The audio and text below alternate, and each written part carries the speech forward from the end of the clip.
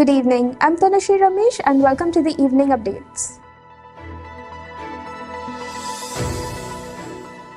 His Majesty King Hamad bin Isa Al Khalifa held a phone conversation with the Amir of Kuwait Sheikh Nawaf Al Ahmed Al Jabr Al Sabah.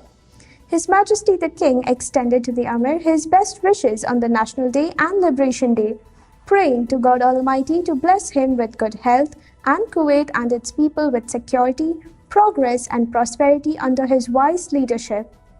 His Majesty King Hamad praised Sheikh Nawaf's approaches and Kuwait's development, achievement and progress at all levels under his leadership, as well as the country's regional and international status, and positive endeavors to strengthen security and stability in the region and to consolidate Gulf, Arab and Islamic action. His Majesty King Hamad stressed constant aspiration to consolidate brotherly cooperation in all fields in the interest of both countries and people. The Amir of Kuwait expressed deep thanks and gratitude to His Majesty the King for his noble sentiments for Kuwait and its people on the auspicious occasions that reflect the outstanding bonds between the two countries and people. A phone call was held today between His Royal Highness Prince Salman bin Hamad Al Khalifa, the Crown Prince and Prime Minister, and the Prime Minister of the State of Israel, His Excellency Benjamin Netanyahu. His Excellency Netanyahu conveyed his greetings to His Majesty King Hamad bin Isa Al Khalifa. The importance of the regional participation in any negotiations on the Iranian nuclear deal, provided that these negotiations include broader issues to consolidate regional security and stability, was stressed. Joint investment in the field of healthcare to supplement and develop the health sectors in both countries was also discussed. His Royal Highness Prince Salman bin Hamad Al Khalifa, the Crown Prince and Prime Minister, conducted a press interview with editors-in-chief of local news publications. During the interview, His Royal Highness the Crown Prince and Prime Minister highlighted the prominent role of local news publications in reporting the kingdom's progress and development. For their part, the editors-in-chief expressed their gratitude for the ability to meet His Royal Highness the Crown Prince and Prime Minister, and highlighted His Royal Highness's continued support for the kingdom's press and freedom of speech. Speaker Fawzia bint Abdullah Zainal praised what His Royal Highness Prince Salman bin Hamad Al Khalifa, Crown Prince and Prime Minister, has confirmed during the meeting with the editors-in-chief of local newspapers.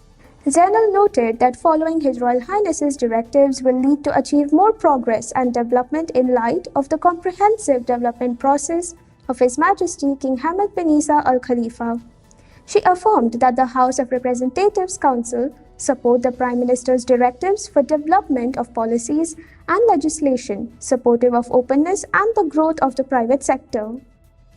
Under-Secretary of the Ministry of Foreign Affairs for Regional and GCC Affairs, Ambassador Wahid Mubarak Sayyar, paid a visit to Doha in order to deliver a correspondence from the Minister of Foreign Affairs, Dr. Abdul Latif bin Rashid Al Zayani, to the Deputy Prime Minister and Minister of Foreign Affairs of the State of Qatar, Sheikh Mohammed bin Abdurrahman Al Thani.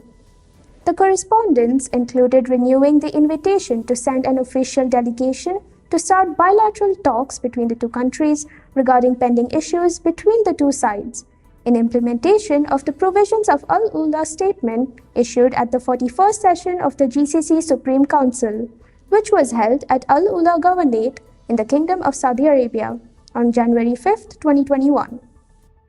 The Health Ministry has announced the deaths of two Bahrainis, a 45-year-old man and a 67-year-old woman from COVID-19 today. This takes the total number of deaths to 439 in the kingdom.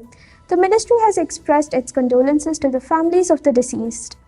Bahrain yesterday registered 653 new cases of COVID-19 alongside 632 recoveries and 4 fatalities.